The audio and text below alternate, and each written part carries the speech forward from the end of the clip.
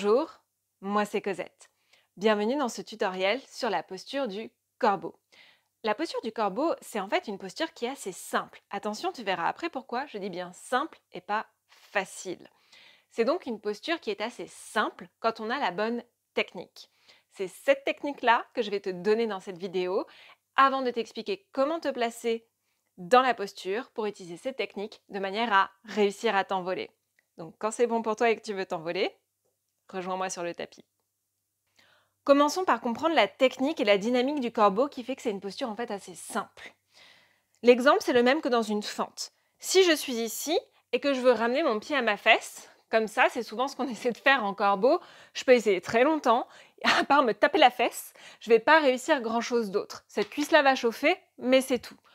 En revanche, si je transfère vers l'avant, mon genou, mon corps, tout a avancé, cette cuisse va chauffer, oui, mais je vais surtout plus avoir besoin, une fois que j'aurai suffisamment de force dans ma cuisse avant, de ma jambe à l'arrière.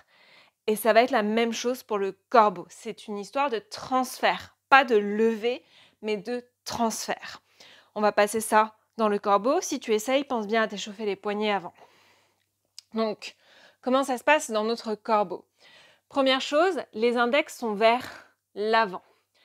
Une règle que tous mes élèves connaissent, c'est surtout rien devant ton nez, ok? Rien devant le nez, si tu as des briques de yoga, tout ça, tu les enlèves.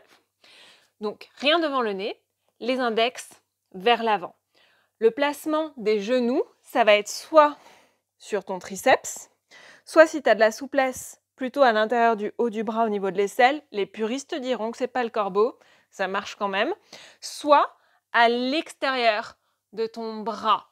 Ça demande plus de force, mais moins de souplesse, et au début, c'est souvent plus facile que de chercher le bon endroit sur le triceps. Moi, je vais prendre le placement sur les triceps. Gros orteils ensemble, départ accroupi. Les index vers l'avant, le regard vers l'avant, rien devant le nez. Souvent, on a tendance à dire d'arrondir le dos. Moi, je vais t'inviter à garder le dos le plus long possible. Bien sûr qu'il va s'arrondir, mais justement, on ne veut pas l'exagérer. Protracte les épaules, c'est la sensation d'éloigner les omoplates l'une de l'autre. Les coudes vont se plier vers l'arrière et l'un vers l'autre. Les coudes, tu vas voir, ils vont avoir envie de partir sur les côtés comme ça. Tu les ramènes l'un vers l'autre, comme un chaturanga. Les index vers l'avant, haut sur les orteils, le regard vers l'avant, toujours rien sous ton nez. Et là, tu ramènes les coudes vers l'arrière et tu lèves les fessiers. Remarque que je ne suis pas sur mon coude, je suis sur mon triceps, ok? On ne veut pas être sur l'articulation du coude. Option 1, tu restes là, ça te demande déjà bien assez de force comme ça. Option 2, c'est là que tu vas transférer. Remarque comme mes épaules cherchent à aller en avant de mes doigts. Et là, si tu as la force, tu sentiras que tu n'as peut-être plus besoin d'un pied, peut-être que tu resteras là, peut-être plus besoin des deux pieds. Et là, après, normalement, on peut respirer calmement, papoter, tout ce que tu veux, et surtout avec grâce et élégance, hop, tu réatterris. Pourquoi est-ce que c'est une position qui est simple mais pas facile? Elle est simple puisqu'en fait son principe est simple à comprendre. Si tu essayes dans la fente, tu vas vite comprendre que si tu n'avances pas, ton pied arrière décollera pas, ou alors ce sera juste le temps du saut. Elle n'est pas facile parce qu'elle demande beaucoup de force dans les bras, et ça va être particulièrement difficile. Mais le concept de base qui va te permettre de t'envoler, c'est ça, et pour le placement, tout ce que je viens de t'expliquer.